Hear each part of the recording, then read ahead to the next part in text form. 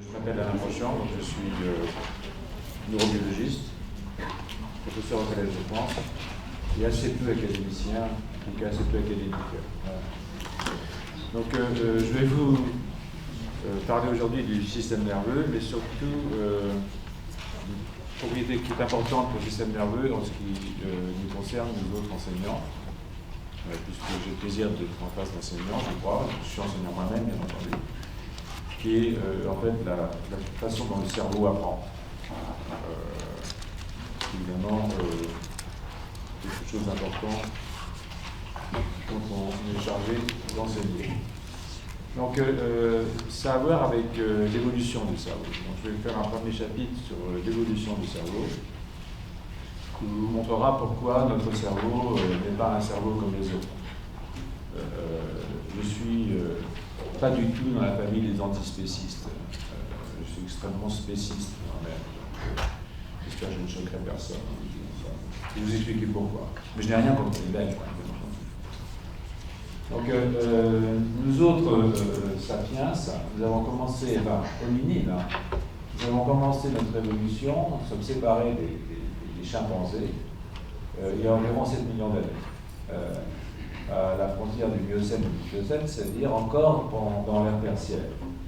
Et donc, cette séparation s'est faite ici, et la suite, en fait, d'une longue histoire des hominoïdes et des hominidés, pour arriver jusqu'aux hominidés.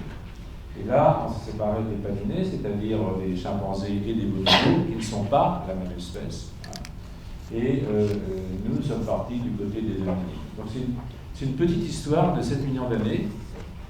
La vie sur Terre, c'est 3 milliards d'années, donc vous voyez, c'est quelques secondes, quelques minutes dans une journée, ça remet les choses en place. Pour Sapiens, c'est encore pire, c'est 300 000 ans au maximum, quasiment. Donc c'est une histoire récente. C'est une histoire récente qui s'est marquée par une croissance absolument incroyable du cerveau.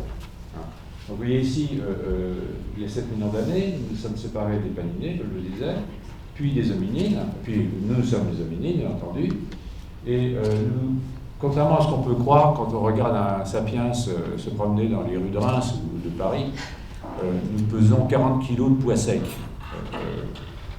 Tout le reste, c'est presque du superflu. C'est-à-dire que nous avons le même poids qu'un chimpanzé. Voilà, le chimpanzé là. Et nous avons un cerveau qui est 4 fois plus gros que celui d'un chimpanzé. On passe de 400 cm3 à 900 cm3.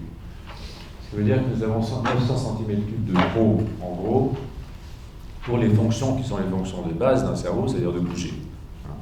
Les plantes ne bougent pas, quand elles bougent, c'est mauvais signe. Mais elles sont tout leur arrive, par le sol, par le soleil, par les airs, pour la sexualité. Donc nous, il faut se bouger pour tout ça, les animaux se bougent pour tout ça, et au fond, un système nerveux, c'est quelque chose qui permet de se bouger en réponse à des afférences sensorielles, ce que je vois, ce que j'entends, ce que je sens. Donc pour ça, 400 cm3 aurait suffi. Voilà. Donc les 900 cm3 en plus, qui sont arrivés à une rapidité absolument incroyable, sont ceux qui font que nous sommes des animaux pas tout à fait comme les autres. Même assez différents des autres. Alors évidemment, nous sommes les derniers hominines, il n'y a plus que Sapiens, mais c'est parce que tous les autres ont disparu, ce n'est pas du tout un rameau linéaire, il y a eu un buisson d'hominines. Vous voyez ici, au fond, on a supprimé, ils ont disparu, on ne sait pas très bien pourquoi, les Néandertaliens et les Denisoviens qui s'étaient séparés des Néandertaliens un petit peu plus tôt. Ils ont disparu il y a environ 25 000 ans, nos collègues, et donc nous sommes les seuls survivants de cette lignée des hominines. Il n'y en a pas d'autres, et il est assez peu probable qu'il y en ait d'autres qui arrivent. Donc ça c'est un point important, c'est une histoire très rapide. On s'est séparés des Néandertaliens il y a environ 466 000 ans. Le sapiens le plus vieux qu'on ait trouvé dans le nord du Maroc, c'est 300 000 ans. Donc on pourra encore gagner un petit peu, mais je crois qu'on est au bout du rouleau. On ne va pas vieillir beaucoup plus. Moi, quand j'ai commencé mes études, on disait que Sapiens avait 100 000 ans. Progressivement, on a accéléré, on a vieilli, on a maintenant 300 000 ans. Mais je ne pense pas qu'on vieillira beaucoup plus, on n'ira pas au-delà de 400 000. Probablement pas. Enfin bon, on commenceront toujours, retenez ce que je veux dire, vous pourrez dire il avait tort. Voilà. Donc cette évolution est intéressante parce que, vous voyez ici par exemple chez les grands primates, chez les primates non humains, il y a une relation linéaire entre la taille du corps ou le poids du corps et celle du cerveau. Et ça, c'est à voir avec ce que je vous disais tout à l'heure, c'est-à-dire qu'un cerveau, c'est fait pour bouger. Donc, plus vous avez un corps qui est grand, plus vous avez de système sensoriel, plus vous avez de surface en interaction avec le monde, plus votre cerveau a besoin de surface pour gérer ça. Mais cette relation de linéarité, vous voyez, nous on est environ 40 kg de poids sec, je vais être gentil, elle est 50 kg de poids sec, on devrait avoir à peu près un cerveau de taille de troglodytès, de chimpanzé donc. Mais vous voyez tout de suite, dès qu'on passe dans la lignée Homo, on monte, c'est-à-dire qu'on sort de l'équilibre. C'est-à-dire que ça, c'est ce que j'appelle le cerveau en trop. Alors, cette augmentation de la taille du cerveau, elle est liée évidemment à des modifications génétiques. Je ne vais pas vous en parler parce que c'est des choses qui sont, au fond, vous trouvez dans les livres. Peut-être que j'en ferai allusion à une ou deux sur le chemin. Donc, une certaine nombre de mutations qui permettent d'acquérir, si vous voulez, des propriétés différentes au niveau du cerveau, mais aussi au niveau du corps. Le corps n'est pas séparé du cerveau. Et puis, ça va avec l'augmentation de la culture, depuis les premiers outils jusqu'aux arts décoratifs ou pas décoratifs, la culture telle que nous l'entendons aujourd'hui dans nos sociétés. Alors, pour comment ça c'est possible, ça? C'est-à-dire que, vous voyez, il y a environ 300 millions d'années, nous sommes séparés des arthropodes. Les arthropodes, c'est les langoustes, c'est les mouches, c'est les homards, ça dépend des arthropodes qu'on préfère. Parce que les arthropodes avaient un cerveau qui était un cerveau ganglionnaire. Ils l'ont toujours d'ailleurs, les mouches, les arthropodes, ça existe toujours. On en mange, je parlais des homards, c'est comme ça, et donc, ce sont des ganglions. Un ganglion, c'est un obstacle à l'augmentation de la surface auprès du cerveau, la taille du système nerveux. Parce qu'un ganglion a un rapport surface sur volume qui est relativement défavorable. Et surtout, quand on l'augmente, eh bien, il faut aller loin au centre pour irriguer. Donc en fait, on ne peut pas avoir un cerveau énorme avec un cerveau composé d'une chaîne ganglionnaire, comme vous savez, c'est le cas chez les arthropodes. Et l'invention du plan, parce que le système nerveux c'est un tube, mais un tube d'abord c'est un plan. L'invention du plan a tout changé, parce que le plan, on peut l'agrandir autant qu'on veut, parce que s'il devient trop grand, on le plie, on met à l'intérieur, et c'est terminé. Donc en fait, grâce aux circonvolutions cérébrales, vous pouvez avoir un cerveau aussi gros que vous voulez, avec des limites qui sont des limites, ce que je reviendrai, qui sont essentiellement des limites métaboliques. Donc notre cerveau, c'est ça, c'est un plan. Et c'est un plan qui fait environ 3, 4, 5 mm d'épaisseur, c'est pas très, très épais, mais chez Sapiens, c'est 2 mètres carrés. Donc on peut se coucher dans son cerveau s'il est bien déplié. C'est comme la Suisse, si on pouvait la repasser, ce serait un grand pays. Le cerveau, c'est pareil. Donc cette histoire de plan, c'est bien parce que vous voyez, ça c'est un cerveau absolument bête, frontal, occipital, parietal, temporal, c'est juste 4 régions émises comme ça. Et vous pouvez l'augmenter de façon homothétique. C'est-à-dire que chaque région va s'augmenter de la même façon. Et quand on peut aussi ne pas le faire, vous allez voir, on ne le fait pas, on ne l'a pas fait justement. Et quand vous faites ça, vous avez vraiment des connexions entre les différentes régions, entre les différents noyaux dans les différentes régions. Et quand vous l'augmentez, vous laissez de la place pour que d'autres régions arrivent. Quand d'autres régions arrivent, vous modifiez vos connexions. Donc ce n'est pas uniquement une augmentation de surface, c'est aussi une augmentation du nombre de compartiments, de régions cérébrales, dédiées à des fonctions particulières, ou à des complexifications de fonctions particulières. Et puis, c'est aussi évidemment une modification des réseaux de neurones entre les différentes régions. Et en fait, chez Sapiens, ce qui a énormément changé, c'est la taille, c'est le nombre de compartiments, c'est les proportions de surface données à chaque type de compartiment, et puis évidemment les connexions entre neurones, entre régions. Et ça, je voulais l'illustrer là de façon assez bête, mais pas inintéressante pour ce qui est des sapiens, puisque le langage est quand même quelque chose qui est assez développé chez nous, plus que chez les autres animaux. Et ce que vous pouvez voir ici, par exemple, c'est que cette connexion aussi qui se fait entre le contexte, entre ces régions des aires de Broca et des aires de Wernicke qui sont impliquées dans le langage, avec ces structures, eh bien, n'innervent pas chez le chimpanzé ou chez le macaque les régions pariétales qui sont en fait ce qu'on appelle les aires de vergiquet, qui sont tellement importantes pour la maîtrise du langage. Donc ça vous montre que ce n'est pas uniquement une augmentation monétique, mais qu'avec cette augmentation, vous avez aussi des modifications, comme je vous disais, vous allez voir des compartiments qui sont dédiés à certaines fonctions, mais aussi évidemment des réseaux et donc des propriétés nouvelles qui peuvent émerger.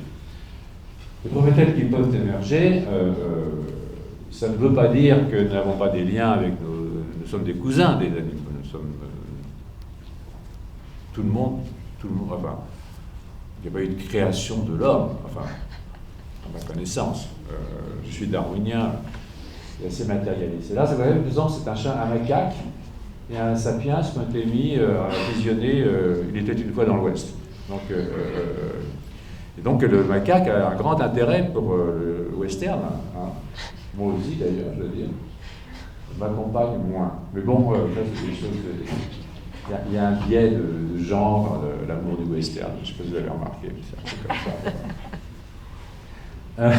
Et alors vous voyez que par exemple, quand les deux animaux regardent cette petite séquence de Il était une fois dans l'Ouest, eh bien celui qui ça fait le plus penser, c'est le chimpanzé, parce que c'est peut-être pour ça que les hommes préfèrent les westerns. Donc, vous voyez que les aires frontales chez le chimpanzé sont immédiatement allumées, hein. Donc, comment, ça n'a pas d'intérêt. Comment on voit ça, c'est technique. Mais chez l'humain, chez le singe, ce qu'on voit, c'est que les aires des systèmes auditifs ne sont pas allumées. En fait, les chimpanzés et les macaques sont plutôt d'assez mauvais éditeurs, de mauvais ouïes. Donc ils vont pas avoir n'apprécient pas la musique de Morricone comme ils le devraient. Mais nous, oui, voilà, justement. Donc là, c'est amusant parce qu'on voit qu'il y a des évolutions, évidemment, qui sont marquées. Hein. Nous sommes des singes, évidemment, nous avons un ancêtre commun. Mais en même temps, on peut voir que ces correspondances ne sont pas toujours parfaites face à une tâche qui est une tâche commune, comme d'aller au cinéma. Donc, si vous emmenez votre singe au cinéma, choisissez bien les films. Voilà. Alors, une chose qui est intéressante dans cette histoire de cortex, je vais vous parler beaucoup du cortex. Hein. Il n'y a pas que le cortex dans la vie, il y a aussi les noyaux sous-corticaux et toutes sortes de choses. Mais bon, il faut limiter, je n'ai que 2 heures devant moi. Donc, une chose qui est tout à fait étonnante dans cette histoire, c'est que si vous regardez un cortex, ça c'est un dessin de Brodmann qui a un peu plus de 100 ans maintenant. Ça, c'est des aires sensorielles, ça où arrivent les fibres sensorielles. Par exemple, je me pique et ça me fait mal. Et puis ça, c'est les aires motrices. Par exemple, je décide d'aller gens qui me baffent à mon voisin, et c'est là que ça se décide dans les aires motrices. Avec une séparation très nette entre les aires sensorielles et motrices, vous voyez ici sensorielles, moteurs. Hein. Eh bien, si vous regardez l'anatomie de votre cerveau, il n'y a absolument aucune différence. C'est-à-dire qu'il fallait avoir de bons yeux, et je pense que Brodmann avait de bons yeux, et puis une belle imagination aussi, pour décider qu'ici, il y avait une bord entre les aires sensorielles et les aires motrices. Et cette uniformité est extrêmement importante, vous allez voir pourquoi, parce que c'est elle qui a permis qu'on mette des régions supplémentaires, et surtout qu'on bouge les bords entre les régions. C'est ici, en fait, dans le cerveau de Sapiens, avec ce qu'on appelle les 52 aires de Brodmann. Et chaque aire est très très déterminée, avec des bords extrêmement précis, affectés à une fonction extrêmement particulière. Mais en fait, si vous regardez la structure de chaque aire, la structure cellulaire, elle est extraordinairement semblable. Hein. Avec des petites variations, bien entendu, mais je simplifie, pas énormément. Hein. En fait, je suis un très mauvais vulgarisateur. Donc, ce que vous voyez ici, c'est la même chose, c'est donc ce dessin précédent. Et ce que je souligne ici, c'est l'uniformité des mécanismes de computation. C'est-à-dire qu'en fait, il y a une uniformité cellulaire qui fait peut-être que les réseaux qui permettent de traiter une information visuelle sont les mêmes que ceux qui permettent de traiter un chagrin d'amour. Mood disorders, le désordre de la pensée. Et ça, c'est très très important parce que ça veut dire que ce qui diffère entre ces deux régions, c'est pas la façon dont je traite le signal, c'est pas la façon dont je réponds à une information, c'est d'où vient l'information et où elle va après avoir été traitée par le cortex. Et ça, c'est quelque chose d'absolument essentiel à comprendre parce que ça veut dire que de travailler sur la vision, ça vous permet de comprendre ce que sont les désordres psychiatriques ou psychologiques de la même façon, quasiment de la même façon. Le cerveau, contrairement à ce qu'on vous a raconté, est un organe d'une très grande simplicité. Voilà. Donc vous n'entendrez pas ça souvent. Vous n'êtes pas obligé de me croire. Il faut mieux pas croire ce qu'on vous dit d'ailleurs de toute façon, en règle générale. Mais moi, c'est mon point de vue. C'est le point de vue de quelqu'un qui a un petit peu travaillé sur le cerveau. Alors, bouger les bords, c'est fondamental, parce que si on avait juste augmenté la taille du cerveau entre les chimpanzés et nous, eh ben, nous serions des gros chimpanzés. Hein. Et ce qui s'est passé, c'est que quand on a agrandi la taille du cerveau, on a diminué la taille de la cuisine, on a augmenté celle du salon. Vous voyez ce que je veux dire? C'est-à-dire que vous avez donc bougé les bords. Et on a donné dans le lignage, dans la lignée des hominines, une importance de plus en plus grande au territoire qui traite au niveau frontal des informations cognitives, des informations associatives, ce qu'on appelle l'intelligence, d'une certaine façon, entre guillemets, parce que bon, les singes ne sont pas plus bêtes que nous, ils sont seulement adaptés à d'autres milieux. Hein. Donc, pour ce qui est de Sapiens, on a bougé les bords. Et c'est parce que le cerveau est très uniforme dans sa structure qu'on peut bouger les bords. Hein. S'il n'était pas uniforme dans sa structure, on ne pourrait pas bouger les bords. Donc cette uniformité permet de dépasser les frontières et de recruter les mêmes circuits neuronaux pour d'autres fonctions. S'il y a des choses qui ne sont pas claires, vous m'arrêtez parce que j'ai un train à midi, donc on a un peu de temps. Hein. Voilà. Et donc là, vous avez un exemple, par exemple, de gènes qui sont impliqués dans la façon de bouger les bords. Ce sont deux gènes de développement, je ne vais pas insister sur ce que ça veut dire, mais il y en a un qui réprime l'autre et l'autre qui se réprime réciproquement, et en fait, ils s'auto-activent réciproquement. Et vous voyez, avec un certain niveau d'expression de ces gènes en gradient dans le cortex, vous avez aire motrice primaire, somatosensorielle primaire, auditive primaire, visuelle primaire, c'est tout bête. Maintenant, si je diminue un peu l'expression de celui-là prend le dessus puisqu'il est moins réprimé, et alors maintenant j'augmente les aires sensorielles, j'augmente les aires motrices, je diminue les aires visuelles. Si je diminue un petit peu celui-là, qu'est-ce qui se passe? J'augmente les aires visuelles, je diminue les aires motrices, et je diminue les aires motrices, je diminue les aires sensorielles. Et ça, vous le voyez ici, hein, ça sont les vibrisses, ce sont les moustaches des souris, ce ne sont pas des systèmes nerveux, hein, les vibrisses, qui sont représentés au niveau du cortex sensoriel. Vous voyez ici que si je diminue le M2, eh bien, j'augmente les vibrisses, c'est-à-dire qu'elles passent au niveau postérieur plus grand, et je diminue mes aires visuelles. Et ce qui est important de comprendre là, c'est que c'est à surface égale. Je ne change pas la surface de mon cerveau, je me contente de modifier les bords. C'est quelque chose d'absolument fondamental pour comprendre que non seulement nous avons augmenté notre cerveau d'un facteur 4, hein, mais nous avons aussi augmenté beaucoup plus les aires qui sont impliquées dans les fonctions cognitives. C'est pour ça que même si nous sommes des singes, nous ne sommes pas des singes tout à fait comme les autres. La part cognitive d'un cerveau est énorme. Alors, je sais qu'un certain nombre de gens qui sont sensibles au spectaculaire vont dire « Ah, il y a 1,25% de différence entre le génome du singe et celui du chimpanzé, donc on est 99,98% de gènes d'étrement mathématique, donc 18,74% du chimpanzé. » Et vous voyez que c'est absolument idiot, parce qu'une mutation, ce qui est important, c'est comme la bombe de l'ongle de Borisien, c'est l'endroit où elle tombe. Hein. Donc, on peut avoir des mutations qui tombent dans un endroit qui vont avoir des effets énormes. Et là, vous voyez, tout à fait, vous avez 1,26% peut-être, c'est pas vrai, en plus c'est 6%, mais c'est pas grave. La différence entre le génome de Sapiens et le génome de Napaninée. Et vous avez déjà un cerveau qui est 4 fois plus gros, hein, pour la même surface, même poids de corps sec. Et si vous prenez les régions frontales, vous êtes plutôt dans un facteur 10 ou 20 ou 30, je n'ai pas calculé, je n'avais pas le temps. Voilà. Mais c'est juste pour rappeler que façon, je dirais, notariale, je n'ai rien contre les notaires, hein, je sais qu'il y a toujours des enfants de notaires parmi les professeurs. Ils ont même des enfants notaires, parfois, quand ils en ont marre des professeurs d'être mal payés. Donc, c'est une autre affaire, c'est une autre affaire, c'est pas vraiment une autre affaire. Voilà, donc, bon, j'arrête. Alors ensuite, il y a aussi la taille du cerveau, c'est aussi l'épaisseur du cerveau, mais c'est aussi, sa taille aussi, c'est le nombre de cellules. C'est-à-dire que plus je fais de neurones pour du développement, et évidemment, plus je fais un cerveau grand. Donc là, vous avez la zone où se font, où prolifèrent les neuroblastes. Et quand je passe d'une souris, là c'est pas une souris, hein, c'est une très grosse souris si je compare à ça, si je passe d'une souris à un humain, vous voyez que j'ai des zones supplémentaires qui apparaissent dans lesquelles il y a de la neurogénèse. Et ça permet de faire beaucoup plus de neurones dans l'épaisseur de mon cortex, c'est une souris, s'il y a un autre primate, s'il y a un humain, et donc avoir des couches de 1 à 6, il y a 6 couches dans le cortex, qui ont beaucoup plus de cellules. Ça, c'est très important. Ce sont ici des cellules qui sont générées au niveau du ventricule et qui vont migrer dans l'épaisseur du cortex.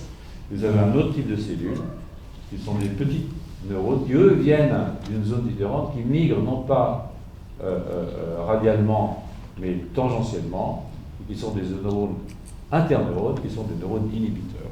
Et vous allez m'entendre parler beaucoup de l'inhibition, parce que l'inhibition est probablement la chose la plus importante dans un cerveau. Ces petits neurones qui sont ici, je les ai mis ici en rouge, il y en a d'autres, chandelier, etc. Mais ceux-là sont particulièrement importants, ce qu'on appelle les neurones qui font une molécule qui s'appelle la parvalumine, donc vous appelez PV neurone, ça n'a pas d'importance. Ce qui est important, c'est qu'ils inhibent les grands gars là. C'est-à-dire qu'elles sont, ça c'est les neurones excitateurs, avec les sorties, et ça c'est les neurones inhibiteurs. Et donc, au fur et à mesure que... et donc ça crée dans le cortex ce qu'on appelle une balance entre l'excitation et l'inhibition. La EI balance. Voilà.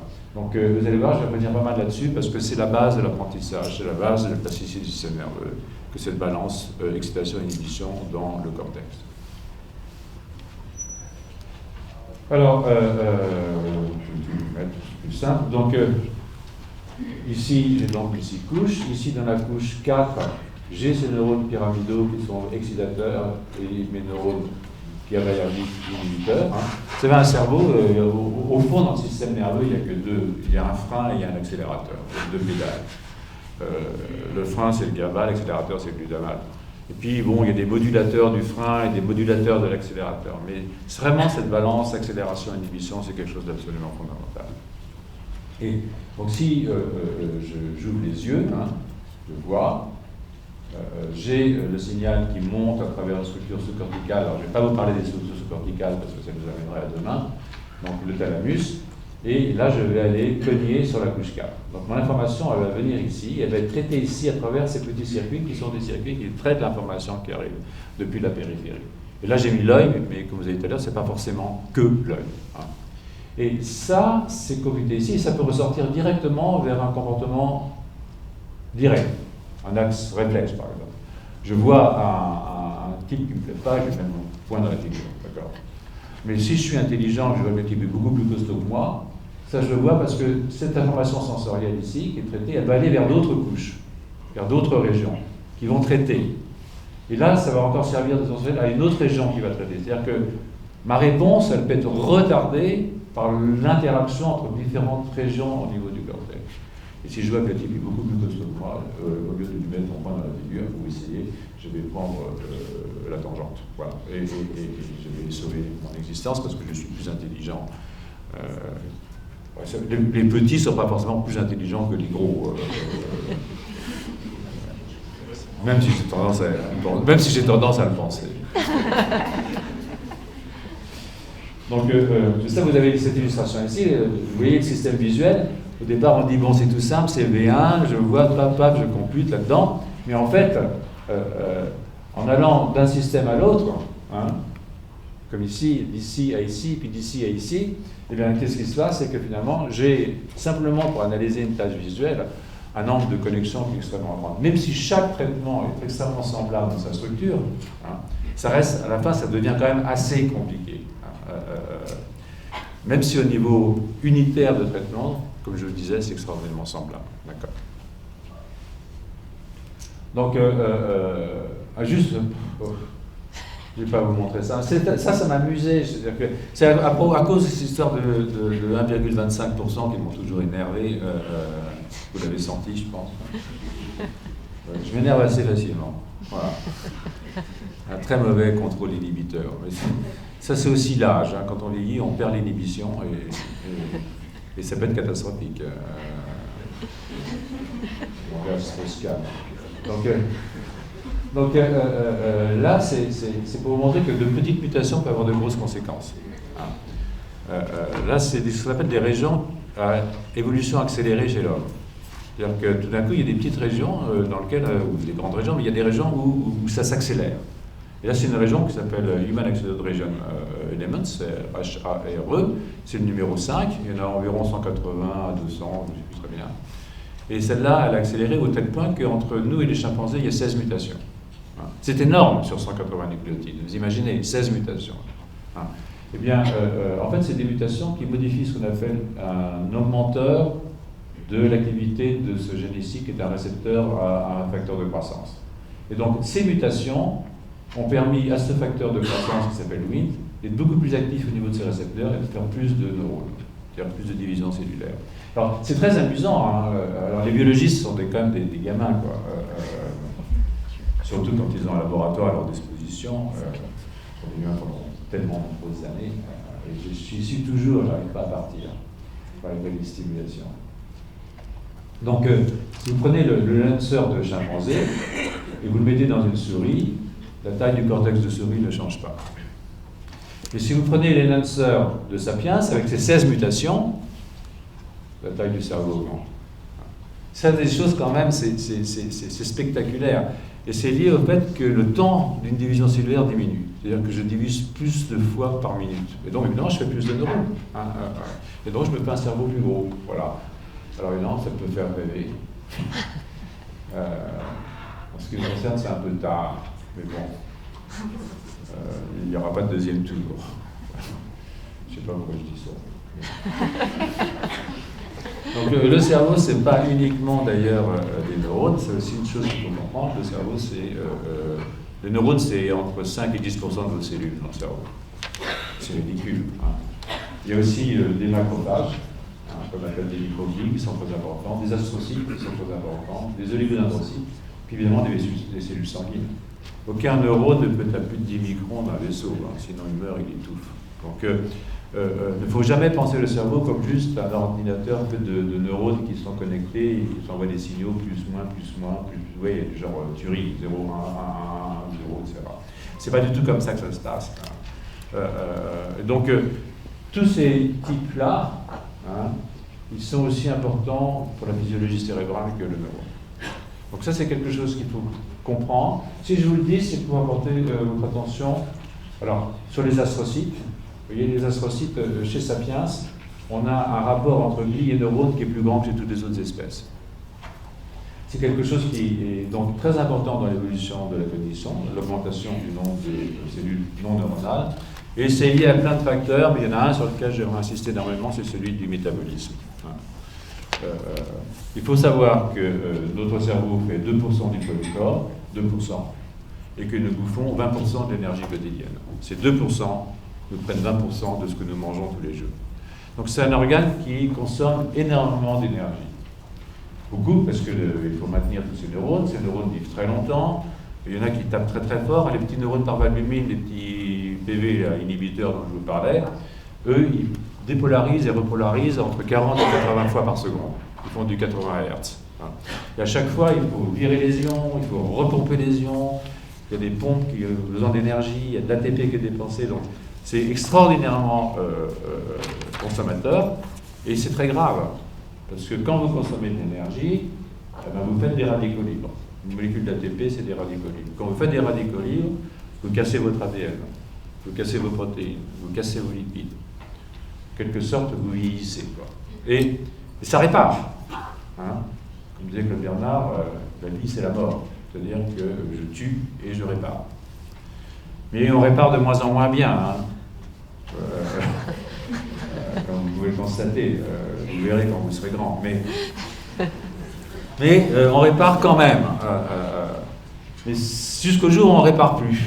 Donc la taille du cerveau trouve sa limite justement dans cette consommation d'énergie. Et on pourrait dire, à juste titre, que la plupart des maladies neurologiques et psychiatriques sont des maladies métaboliques. Donc ça, c'est un truc qui est vraiment important à comprendre. Ce qui est aussi important à comprendre, c'est que si on avait, avec ce qu'on dépense au niveau cérébral, avec cette espèce de truc à 900 cm3 de trop, si on avait une diète de singe, il faudrait manger un peu plus de 10 heures par jour. D'accord ?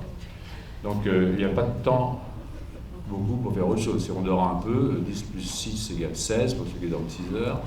Il reste 8 heures pour des tâches variées auxquelles vous pouvez ou livrés dans la journée, mais c'est pas beaucoup, quoi. Donc la culture et la cuisine en particulier, hein, les aliments cuits, la nutrition, ont fait qu'on a pu réduire ces 10 heures à quelque chose de l'ordre d'1 heure. Ça dépend des régions, ça dépend des moments de l'année. Mais bon, on consacre assez peu, pas beaucoup plus de 2 heures par jour à se nourrir aujourd'hui. Je ne sais pas comment vous faites, moi c'est de moins en moins.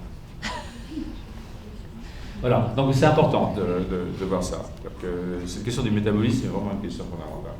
Alors maintenant, je vais vous parler de l'apprentissage. Vous m'arrêtez quand vous en avez assez. Hein. Vous levez la main, quand il y a une majorité de mains qui dit non, on arrête. D'accord, voilà. Mais je vous assure que ça va pas durer très longtemps encore. On a démarré tard, hein, donc encore je vous demande un petit quart d'heure, 20 minutes de patience, si vous voulez bien. Si ça vous ennuie, vous pouvez partir. Je suis très susceptible, mais je prendrai quand même sur moi. Donc là, c'est pour vous comparer ce qui se passe chez un enfant. Là, c'est un enfant qui a environ 2 ans. Hein. Et puis le chimpanzé et l'orang-outan, ils sont adultes. Si je regarde les tâches qu'on appelle du domaine physique, eh bien, l'humain de 2 ans n'est pas très supérieur à un chimpanzé ou à un orang-outan. Une tâche physique, c'est-à-dire aller chercher un objet, se déplacer, etc. Mais si je regarde les tâches sociales, hein, ici, un enfant de 2 ans est très supérieur à un chimpanzé adulte ou à un macaque adulte. C'est un orang-outan, je crois, c'est un orang-outan adulte. Et ça, c'est très important à comprendre. C'est parce qu'en fait, le cerveau social, ça a à voir avec augmentation du cerveau, déplacement des bords, enfin, tout ce que je vous ai raconté avant. Le cerveau social est très développé chez un enfant parce que c'est une nécessité. C'est une nécessité absolument fondamentale que de comprendre ce qui se passe dans la tête de son voisin. Hein. D'être capable de le charmer aussi, pour avoir quelque chose...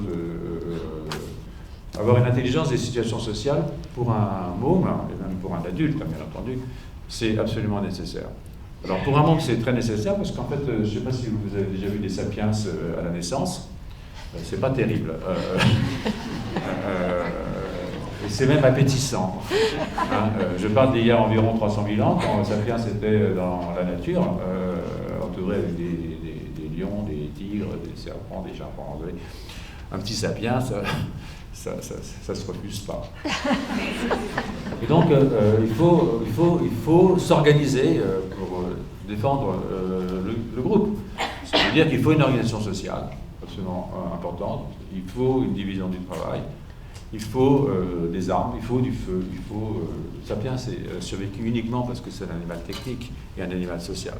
Parce que sur le plan physique, excusez-moi, mais on ne fait pas le poids du tout, même maintenant. Hein. Allez vous promener dans la jungle, dans l'état de nature, hein, retirez tout ce que vous avez, vos artefacts. Allez vous promener dans la jungle et vous verrez si les animaux respectent les droits de l'homme. À mon avis, vous risquez d'être déçus. Enfin, de toute façon, vous ne reviendrez pas pour nous le raconter. On sera tranquille. Hein. Je dis ça pour les gens qui pensent que les animaux, c'est des gens sympas. C'est pas sympa, la nature. Franchement, c'est pas sympa. Donc, une des raisons pour lesquelles on est tellement faible à la naissance, c'est qu'on est des bipèdes et qu'on a un gros cerveau. Donc, si vous êtes un bipède avec un gros cerveau, si le cerveau était complet au moment où vous sortez, à l'accouchement, ça ne passerait pas. Ça ne passerait pas, c'est pas possible, c'est un problème obstétrique. Donc, c'est fait que, en fait, l'homme, son cerveau naît prématuré. Il naît prématuré, vous voyez ici, par exemple, le poids du cerveau humain à la naissance, c'est 10% de son poids adulte. Le poids d'un cerveau de chimpanzé, troglodytès ici, à la naissance, c'est 50% de son poids adulte. C'est-à-dire que 90% de notre cerveau se développe dans le monde extérieur. Donc il se développe dans un milieu qui est un milieu social, mais aussi un milieu cognitif. Et c'est là, évidemment, que, en tant qu'enseignant, vous êtes forcément intéressé par cette question, parce que les enfants qu'on a en face de soi, et on est enfant jusqu'à assez tard. Il y en a qui les restent très longtemps. Je crois que j'en fais partie, je suis désolé, mais j'arrive pas à me dire que pas encore plastique, mais bon, de moins en moins, c'est vrai. Mais en fait, la plasticité physique maximale, je dirais, dans les régions cognitives, elle s'arrête vers 25-30 ans. D'accord. Donc, c'est long. Hein, et donc, c'est Sapiens qui se développe pendant cette période où ils sont en interaction avec le monde, elle modifie leur cerveau. Hein, parce que leur cerveau, pendant cette période, est encore plastique, en tout cas par certaines régions, et ça, je vais revenir dans un instant. Et donc, évidemment, ce à quoi vous êtes soumis pendant cette période est extrêmement fondamental pour la construction de votre système nerveux, de votre intelligence, de votre rapport au monde, etc. Et c'est énorme ce qu'un enfant voit aujourd'hui. Hein. Il y a 200 ans, pendant les guerres napoléoniennes, on naissait dans son village, on vivait dans son village et on mourait dans son village. Sauf si on avait la chance d'être recruté, d'aller mourir à Moscou. On voyait le monde comme ça, hein, on ne voyait pas le monde autrement. Aujourd'hui, un môme avec Internet et Google et tout ça, il a une masse d'informations qui est énorme. Alors, évidemment, il y a des collègues du CNRS qui disaient il y a des fake news. Évidemment, il faut trier. Mais ça, c'est notre boulot à nous de les aider à trier. Hein, et d'avoir un rapport critique sur ce qu'ils voient. Mais ils ont des informations que nous, on n'avait pas. Enfin, que moi, j'avais pas. Vous, peut-être, mais moi, non. 73 ans, imaginez, quand même terrible. Ça n'arrive qu'aux autres, mais peut-être pas. Vous allez voir. Donc, toujours est-il que c'est ça, cette période-là, qui est vraiment fondamentale. Et c'est cette période, et il y a des moments qui sont des moments critiques. Alors, ce que vous voyez ici, je vais vous montrer, c'est que vous avez cette différence de cinétique, de ce qu'on appelle du remodelage développemental, c'est-à-dire l'adaptation du système nerveux central au monde, comme l'apprentissage, hein, c'est pas miraculeux l'apprentissage, c'est des synapses, c'est des réseaux de neurones, c'est tout ça. Et donc, chez un chimpanzé ou un macaque, ça se fait très vite, et puis voilà, chez Sapiens, c'est beaucoup plus long et ça se fait beaucoup plus tard. Hein. Et la synaptogénèse, le nombre de synapses dans un cortex, il est aussi beaucoup plus tardif chez un humain, chez les chimpanzés et les macaques, c'est fait tout de suite. Et ça, c'est lié à un certain nombre de gènes. Bon, ça va vous raser, ça. Mais c'est important, vous voyez, ça ce sont des gènes de développement, dont certains sont très importants comme celui-là. Vous voyez que la cinétique d'expression de ces gènes, regardez en nombre d'années, 0, 3, 18, 90, hein, c'est pas terminé à 90. Hein. Bon, il faut garder l'espoir. Donc, mais c'est quand même décalé par rapport à des chimpanzés ou des macaques. Vous voyez qu'on a un décalage qui est quand même très très fort. De beaucoup de ces gènes. Vous voyez, ici, la plasticité à 18 ans, et si on peut dire que c'est de la plasticité, est beaucoup plus grande chez un sapiens que chez un macaque. Donc ça, c'est quelque chose, et elle existe toujours. Donc ça, c'est quelque chose d'important parce que ça vous permet de continuer. Alors là, je ne vais pas vous dire. Ça, c'est juste une petite pique pour Néandertal. Parce que une des mutations qui a permis ce retard de développement chez Sapiens est apparue après la séparation entre Sapiens et Néandertal. C'est pour ceux qui défendent toujours la veuve et l'orphelin et Néandertal. La repentance sur Néandertal est tout à fait fondamentale aujourd'hui, mais moi ça m'amuse un peu de dire que c'est peut-être pas si simple que ça, que Néandertal finalement était peut-être moins malin que nous. De toute façon, comme on est les seuls, il ne viendra pas nous contrarier sur ça. Donc cette période de plasticité, hein, pendant laquelle je peux apprendre, parce que mes réseaux sont plastiques, ils sont sensibles à ce qui vient comme afférence sensorielle ou affective, hein, j'avais oublié, ou sociale, eh bien, est liée à la maturation de ces petits neurones dont je vous parlais, ces petits interneurones GABA inhibiteurs, et ça correspond à une modification de l'équilibre entre l'excitation et l'inhibition. Vous voyez ici, l'excitation est plus forte avant la plasticité. Au moment où la plasticité arrive, il y a un équilibre entre l'excitation et l'inhibition. Et après, quand on perd la plasticité, presque, il en reste un peu, eh bien, on a une consolidation de la balance excitation-inhibition. Donc ça, c'est absolument fondamental, parce que ces petits gars-là, ils contrôlent un très grand nombre de neurones excitateurs. Et donc, tout repose, au fond, quoi, je simplifie, hein, ceux qui veulent après, ceux que ça aurait pu intéresser, cette conférence, on ne sait jamais, hein, ça peut arriver. Alain.Pochon, @collège-2-france.fr, m'envoyer un mail, puis on peut continuer une discussion après.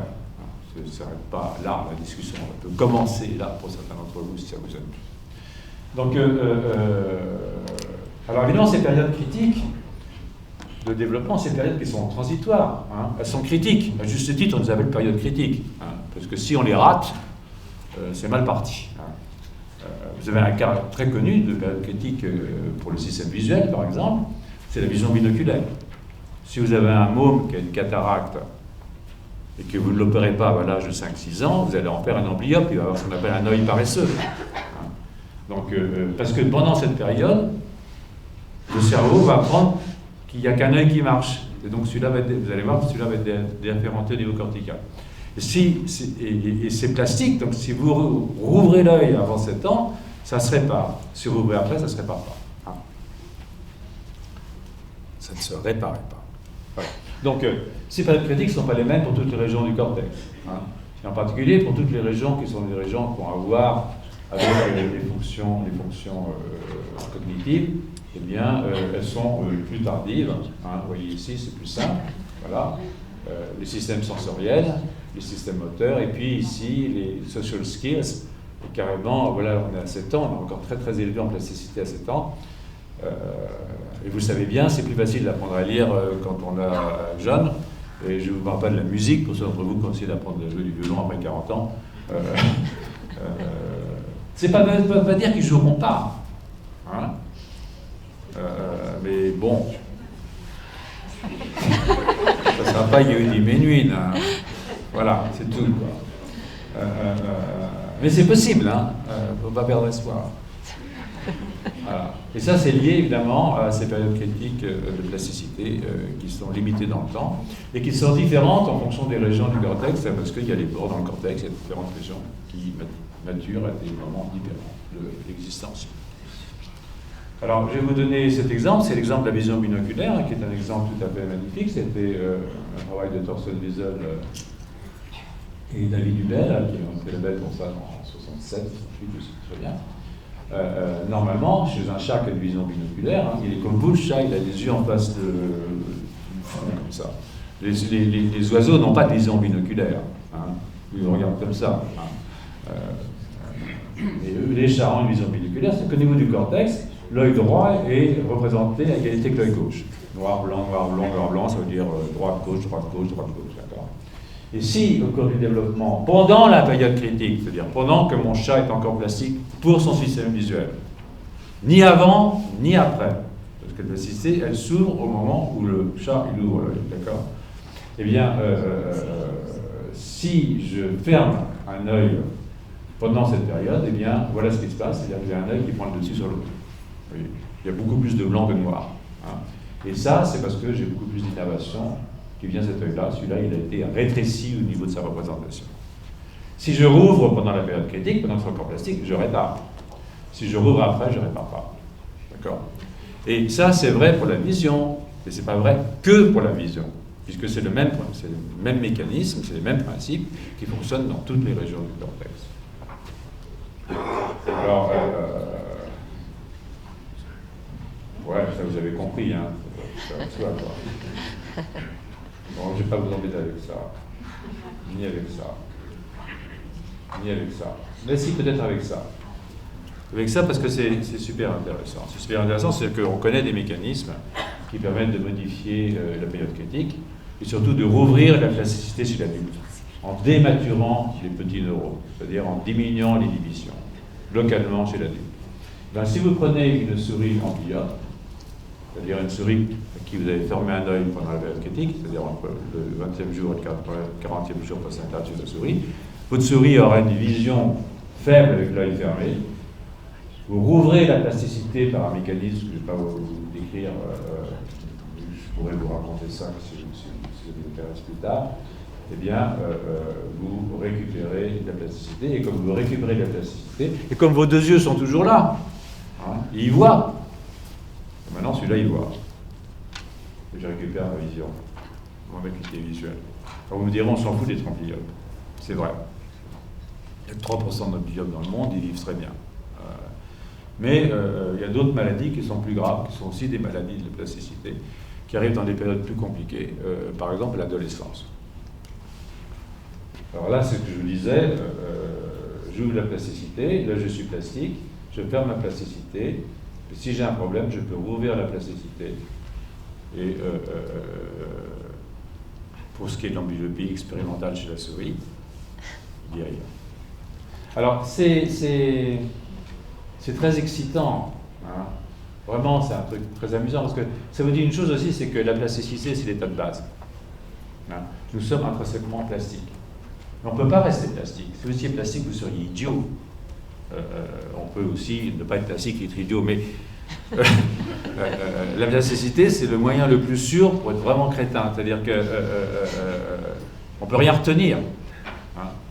Rien ne se fige. Il n'y a pas de souvenir, il n'y a pas de mémoire, il n'y a plus rien. Hein. Par exemple, si vous prenez alors donc on n'est pas plastique. Et il y a un frein à la plasticité qui est permanent. Mais on peut lever ce frein chez la vie. Donc ça, on pourra discuter, c'est super intéressant parce que il y a plein d'animaux qui sont très très plastiques. Hein. Le prix à payer de ça, c'est que quand on a une lésion, ça se répare très mal. Mais vous prenez un poulet, par exemple, vous faites un trou dans le cerveau, ça repousse, hein, il s'en fiche, il ne sait même pas qui il est. Hein, il fiche complètement le poulet. Donc, pareil pour les poissons, les salamandres, tous ces animaux charmants. Donc, voilà. Donc, la chose vraiment intéressante, c'est que ce n'est pas uniquement vrai pour le système visuel, c'est vrai pour toutes les régions du cortex. Et là, ce que vous voyez ici, c'est l'impact, c'est la maturation du cortex préfrontal dorsolatéral. C'est là, en fait, où il y a le siège des émotions, de la cognition, et ce sont des régions qui sont très atteintes dans des maladies psychiatriques comme la schizophrénie, ou je devrais dire les schizophrénies, parce qu'il y a énormément. Il y a un symptôme, il y a beaucoup d'étiologies. Eh bien, vous voyez ici que, en fait, la modification de la balance entre l'excitation et l'inhibition, elle se fait à la puberté, en gros. Ça commence à avoir la puberté. En fait, quand les hormones arrivent, je ne sais pas si vous vous en souvenez, moi pas, le monde change. Hein. Vous ne vous regardez plus de la même façon, les gens ne vous regardent plus de la même façon, et vous ne regardez plus les gens de la même façon. C'est une métamorphose, hein, la puberté. Une vraie métamorphose. Et donc c'est le milieu qui change, le milieu extérieur et le milieu intérieur. Et si votre cerveau ne s'adapte pas, période critique, eh bien, ça risque de mal tourner. Hein. Et ça risque de mal tourner parce que cette adaptation, elle se fait justement entre la période de la late adolescence et la early adolescence et la late adolescence. Alors là, je vous dis, ça marque en fait l'augmentation de l'inhibition dans le cortex dorsolatéral, frontal dorsolatéral. Vous avez compris de quoi il s'agit, mais ça n'a pas tellement d'intérêt. Ce qui est important, c'est de comprendre qu'il y a des régions du cerveau où la plasticité est très tardive et ce sont des régions qui sont impliquées dans des problèmes qui sont des problèmes d'ordre psychiatrique. Alors, est-ce qu'on peut voir ça chez une souris? Oui, on peut voir ça chez une souris. Parce qu'il y a des souris qu'on peut rendre anxieuses ou hypo-anxieuses. Alors là, c'est une mutation, je ne vous raconte pas de quoi il s'agit, c'est une mutation qui fait que cette souris-là, elle est hypo-anxieuse. C'est-à-dire que si vous la mettez dans ce qu'on appelle un labyrinthe élevé, hein, et qu'il y a des bras qui sont cachés, une souris normale, elle va aller dans les bras cachés, elle ne va pas aller se risquer de se casser la gueule en allant là-dedans, d'accord? Elle est normalement anxieuse, et c'est un bon signe de santé chez la souris. Mais si vous lui faites cette mutation, vous voyez qu'elle va aller se balader, hein, le temps qu'elle passe là est énorme, hein, par rapport à une souris normale qui ne peut pas y aller, hein, normal. Eh bien, vous pouvez, en modifiant chez l'adulte la physiologie de ces petits neurones à parvalbumine inhibiteurs, hein, en augmentant leur inhibition en particulier, vous pouvez réinstaller une inhibition chez votre souris. Vous voyez ici, ça, vous passez de ça à ça, de ça à ça. Et ce n'est pas un problème moteur.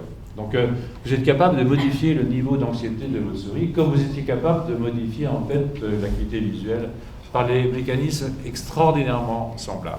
Hein. Vous pouvez prendre aussi une souris normale. Excusez-moi. Vous pouvez prendre une souris normale qui est normalement anxieuse, hein, qui ne va pas avoir envie d'aller se balader comme ça. Hein. Et puis, vous pouvez, en diminuant un facteur qui lui aussi est important quand je rouvre la période critique chez l'adulte, vous pouvez la rendre hypo-anxieuse. Hein.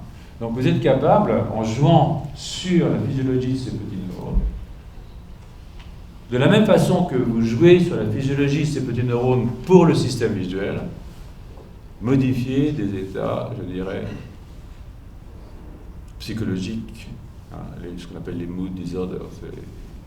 Et donc ça, c'est super intéressant parce que, moi je trouve ça super intéressant, parce que vous en fichiez, mais je trouve ça super intéressant parce que ça va bien ce que je viens de vous dire ici. C'est-à-dire qu'au fond, même si c'est beaucoup plus compliqué, là, bien entendu que c'est beaucoup plus compliqué, hein, mais de base, des mécanismes que vous pouvez mettre en démonstration, que vous pouvez démontrer chez la souris, hein, pour des questions de apprentissage sensoriel, l'audition, la vision, ce que vous voulez, ben, sont peut-être d'intérêt chez la souris, les mêmes mécanismes pour comprendre la régulation de l'humeur chez une souris, parce que les souris ont des humeurs, mais peut-être pas que chez la souris.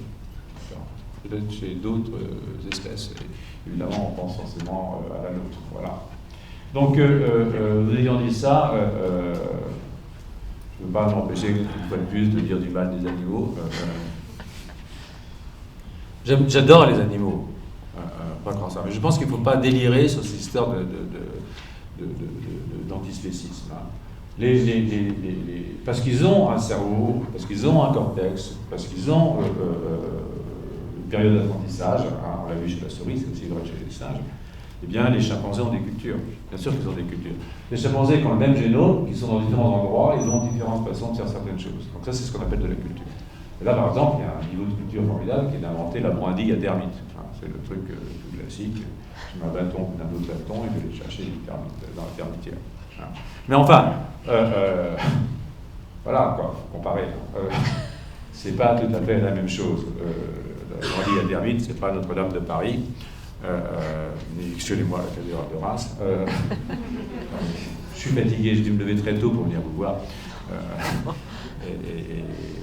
Bon, c'est pas très grave. Mais bon, c'est ce que je voulais vous dire, c'est le message terminal. Donc, le message terminal, oui, il y a un prix à payer, hein. Il y a un prix à payer à tout ça. C'est tragique, quoi. C'est-à-dire que, comme vous le savez, l'espèce humaine sera finie. Hein. Voilà, un début, un milieu, une fin. Et puis chacun d'entre nous a aussi un début, un milieu et une fin. Et ça, on est de moins en moins tranquille au fur et à mesure qu'on vit. Mais bon, c'est comme ça. C'est aussi la grandeur de l'espèce humaine que d'être capable de faire ces artefacts. Et c'est la grandeur de l'enseignement que d'être capable de former des cerveaux qui sont capables de laisser des traces après qu'ils auront disparu. Et je vous remercie et je suis prêt à répondre aux questions, s'il y en a.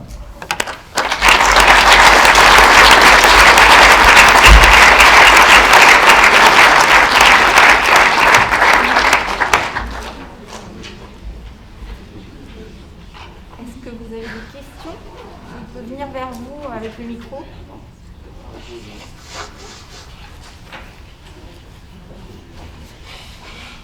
Merci beaucoup pour cette remarquable conférence. Je voulais revenir sur le cas de la schizophrénie. En particulier, moi je suis médecin biologique, mais on observe chez les jeunes adultes, l'adolescent vers 18-20 ans, une augmentation des cas de schizophrénie qui se déclenche apparemment suite à la consommation de cannabis.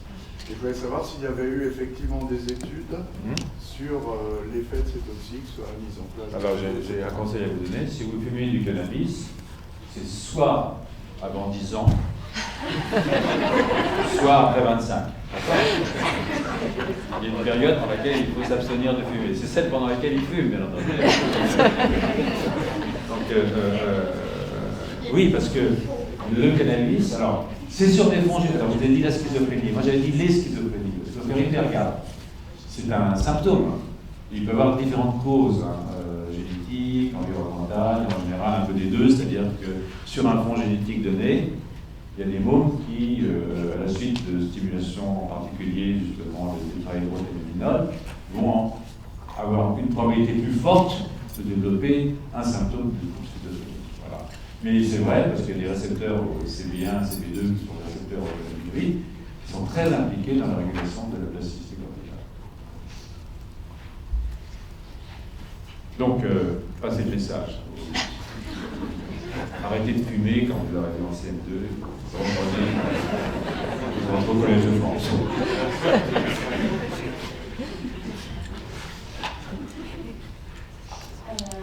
moi je vais avoir une question. J'aurais souhaité savoir si justement de jouer éventuellement sur la balance. Je ne vois pas.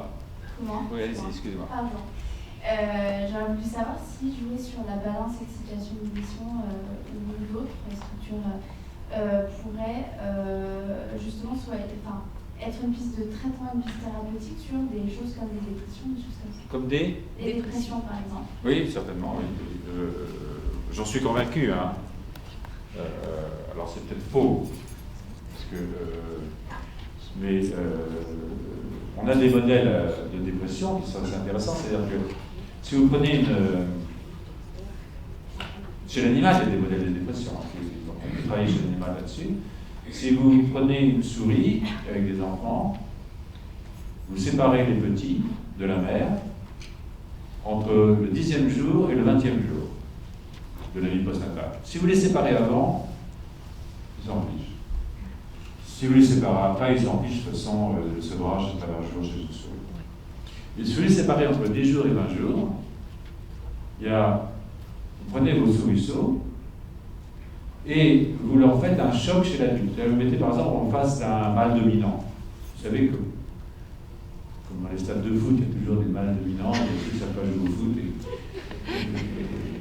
c'est pas facile.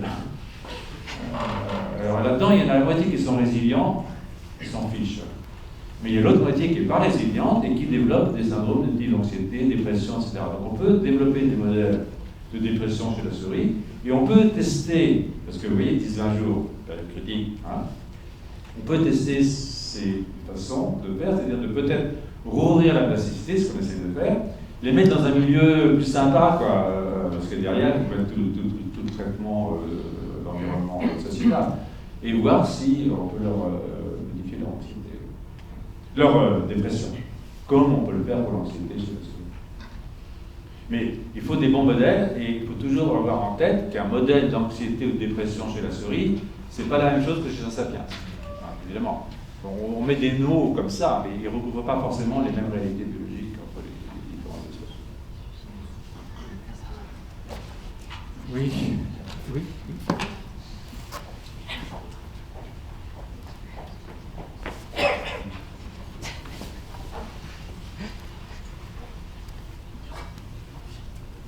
Question, en fait, parmi nos élèves, on peut s'apercevoir qu'on a de plus en plus de gens qui sont 10.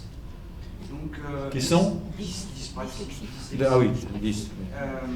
Est-ce que cette apparition vient du fait de la société dans laquelle on vit actuellement, ou est-ce que c'est un défaut de détection des générations précédentes? Je peux pas vous dire. Moi, j'ai passé mon tour, j'ai pas eu d'enfant. Donc, j'ai pas vu ça. Je regrette enfin, c'était un choix, hein, mais je regrette un peu des fois parce que quand on les voit pousser, c'est tellement drôle. La façon dont ça engrange comme ça, d'une façon. J'en ai adopté un, après, mais il était déjà assez vieux, donc j'ai adopté le fils de ma femme. Donc, voilà. Mais c'est vrai que je peux pas vous répondre vraiment parce que. On dit toujours que c'était mieux avant, hein, et moi j'aime pas du tout dire ça, parce que je pense que ce sera mieux après, enfin j'espère. Non, les situations sociétales ont tellement évolué, il y a tellement de motifs d'apprendre différemment, d'apprendre autrement. Quand ils arrivent chez vous, ils ont très souvent la tête ailleurs. Hein. Voilà, donc c'est compliqué, je peux pas vous répondre, je peux pas vraiment vous répondre.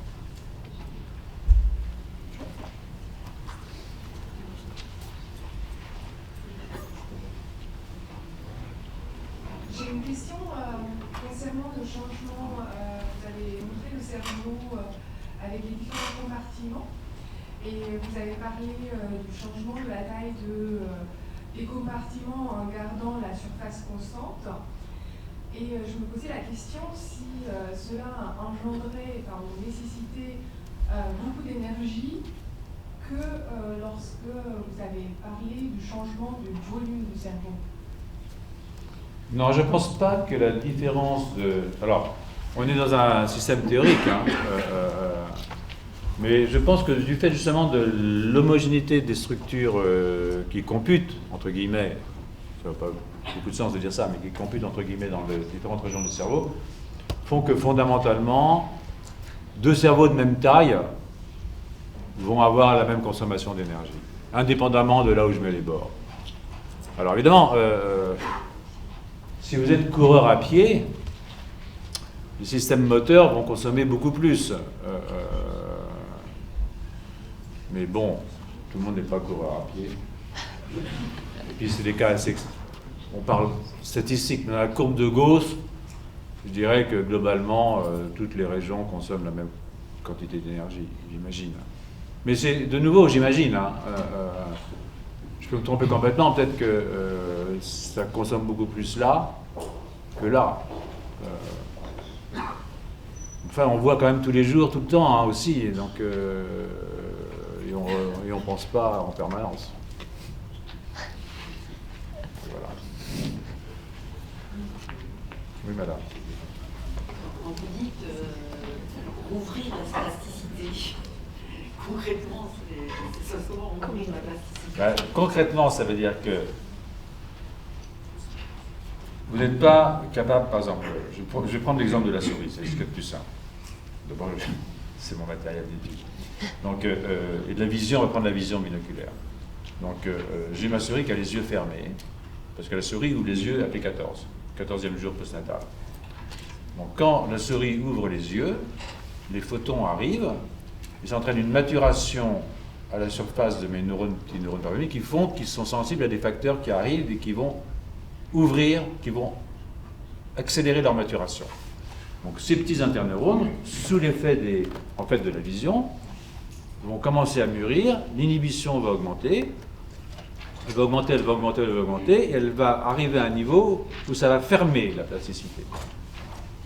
Parce que, je ne vais pas vous donner les mécanismes, parce que c'est trop compliqué.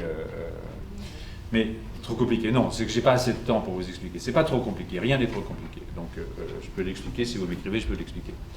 Donc, et ça ferme la plasticité parce que ce mécanisme qui a permis de l'ouvrir est le même qui permet de le fermer, parce que j'ai de plus en plus de ce facteur qui arrive, par exemple, et donc je vais bloquer la plasticité. Mais si je lève le frein à la plasticité, par exemple en supprimant cette molécule qui permet de maintenir un état non plastique, cette molécule ou plusieurs molécules qui permettent de maintenir un état plastique, alors mes neurones dopamine vont se dématurer, c'est-à-dire qu'ils vont perdre du pouvoir inhibiteur. Et quand ils perdent du pouvoir inhibiteur, je vais modifier ma balance excitation-inhibition et je vais rendre de la souplesse au système. Et donc ça veut dire rouvrir la plasticité, ça veut dire être capable de rengranger pas mal d'informations dans le circuit, mais il ne faut pas que ça dure trop longtemps, hein, et il ne faut pas que ce soit général, parce que sinon c'est fichu. Donc c'est ça que ça veut dire rouvrir la plasticité, c'est-à-dire localement, dans un réseau, lever l'inhibition. Voilà. Si je lève l'inhibition localement dans un réseau, je permets à ce réseau de réapprendre, hein, de l'environnement. Alors, pour la vision, c'est facile, hein, la vision binoculaire, il suffit d'ouvrir, les yeux sont là, donc l'environnement, il arrive par les yeux, donc c'est ça. Pour des choses plus compliquées, par exemple, on parlait dépression, maladie psychiatrique, qu'est-ce que c'est que de donner un bon environnement à un adulte ou à un vieil adolescent? C'est compliqué. Alors peut-être qu'il faut des jeux sociaux, peut-être qu'il y a toutes sortes de pratiques de type virtuel même, hein, des mondes virtuels qui peuvent permettre de remettre du baume au cœur, si j'ose dire, de ces enfants qui ont raté un virage au cours du développement de leur cortex frontal. Mais c'est des choses qui ne sont pas simples du tout, hein, vous imaginez. Parce qu'on peut des fois faire plus de mal que de bien, parce que une maladie, on voit ça comme une maladie, mais souvent c'est aussi une adaptation. Donc il faut vraiment réfléchir. Parce que le cerveau est une machine à s'adapter qui est absolument incroyable. Incroyable. Et donc ce qu'on voit comme des pathologies cérébrales, émotives, sont peut être des adaptations à des difficultés qu'on a rencontrées. Une fois qu'on a plus ou moins adapté et que ça va, quand on roule, il faut faire gaffe à ce qu'on fait. Voilà. Il faudra faire gaffe à ce qu'on fait, parce qu'aujourd'hui, ça ne se fait pas, bien entendu. Bonjour, merci pour la présentation.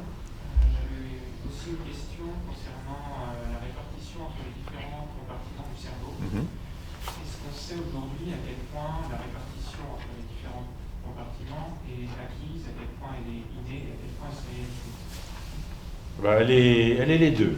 Alors, d'abord, elle est innée. Hein. Je vous l'ai vu, il y a un problème génétique qui est fort. C'est-à-dire que je vous ai montré le gradient de MX2 et de PAX6. Bon, c'est un peu bébête, mais ça, c'est des gènes. Hein. Et ce qui est important, ce n'est pas le gène, c'est le niveau auquel il s'exprime. D'accord ? On dit on a les mêmes gènes qu'un chimpanzé. Bien sûr, on a les mêmes gènes qu'un chimpanzé, même qu'une mouche. Hein. Mais le problème d'un gène, c'est à quel moment il s'exprime, à quel endroit et à quel niveau, quand je parle d'un gène de développement. Donc, si vous avez un gène qui est impliqué dans la multiplication des neuroblastes, hein, il faut qu'il s'exprime au moment où les neuroblastes sont capables de se diviser, et puis il faut voir où il s'exprime, est-ce que c'est dans le cortex frontal, dans le cortex visuel, et à quel niveau. Hein. Et ça, c'est des éléments qu'on appelle des éléments régulateurs. Hein.